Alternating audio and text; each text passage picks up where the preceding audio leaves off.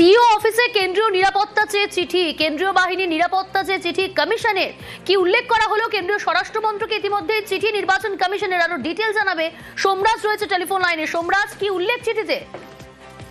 উল্লেখ করা হয়েছে প্রথমত যে রাজ্যের সিইও দপ্তরে আইন শৃঙ্খলা জনিত সমস্যা তৈরি হয়েছে। সম্প্রতি বুথ লেভেল অফিসারদের একাংশের তরফে সিইও দপ্তর থেকে কিছুটা বাইরে গিয়ে বিক্ষোভ হচ্ছে। পাশাপাশি সম্প্রতি দেখা গেছে যে সিইও দপ্তরের সামনে এসে বুথ লেভেল অফিসারদের বিক্ষোভ, দফায় দফায় বিক্ষোভ এবং কবে কবে বিক্ষোভ দেখানো হয়েছে সেটিও উল্লেখ করা হয়েছে চিঠিতে। জাতীয় নির্বাচন কমিশন মনে করছে যেখানে বর্তমানে এসআইআর প্রক্রিয়া চলছে, সেই এসআইআর প্রক্রিয়াতে নিরাপত্তা বিঘ্নিত হতে পারে সিইও দপ্তরে। শুধু তাই নয়, তুমি জানো রাজ্যে আগামী দিনে বিধানসভা নির্বাচন আছে, সেই বিধানসভা নির্বাচনের কথা উল্লেখ করা হয়েছে এবং সেক্ষেত্রে সিইও দপ্তর সব থেকে গুরুত্বপূর্ণ দপ্তর হয়ে দাঁড়াবে।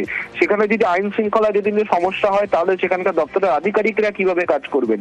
তাই জাতীয় নির্বাচন কমিশনের তরফে কেন্দ্রীয় স্বরাষ্ট্র দপ্তরকে চিঠি লিখে বলা হয়েছে যাতে অবিলম্বে সেখানে কেন্দ্রীয় বাহিনী মোতায়েন করা হয়, অর্থাৎ সিএপিএফ ডিপ্লয় করা হয়।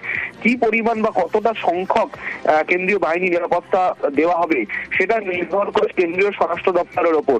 কিন্তু জাতীয় নির্বাচন কমিশনের তরফে যে চিঠিটি দেওয়া হয়েছে সেখানে বলা হয়েছে যে বর্তমানে বামন লরি বিল্ডিং এর দ্বিতীয় তলা এবং তৃতীয় তলায় সিইও দপ্তর রয়েছে এবং সিইও দপ্তরের ভেতরেই যাতে সিএপিএফ থাকে, অর্থাৎ বিল্ডিং এর বাইরে কোনোভাবে সিএপিএফ নয়, সেকেন্ড ফ্লোর এবং থার্ড ফ্লোরে যাতে কেন্দ্রীয় বাহিনী থাকে সেটা বলা হয়েছে। এবং আগামী দিনে সিইও দপ্তর অন্য বিল্ডিং এ শিফট করছে, সেই বিল্ডিং এ যখন শিফট করে যাবে সেই বিল্ডিং এও যেন সেকেন্ড ফ্লোর এবং থার্ড ফ্লোরে সিএপিএফ ডিপ্লয় করা হয়।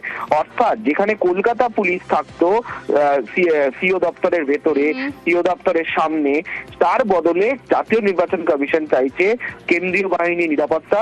ইতিমধ্যে জাতীয় নির্বাচন কমিশনের তরফে চিঠি দেওয়া হয়েছে কেন্দ্রীয় স্বরাষ্ট্র দপ্তরকে, যদিও এর পরবর্তীতে কেন্দ্রীয় স্বরাষ্ট্র দপ্তর কবে থেকে কেন্দ্রীয় বাহিনী নিরাপত্তা দেবে তা এখনো পর্যন্ত স্পষ্ট হয়নি। বেশ সোমরাজ।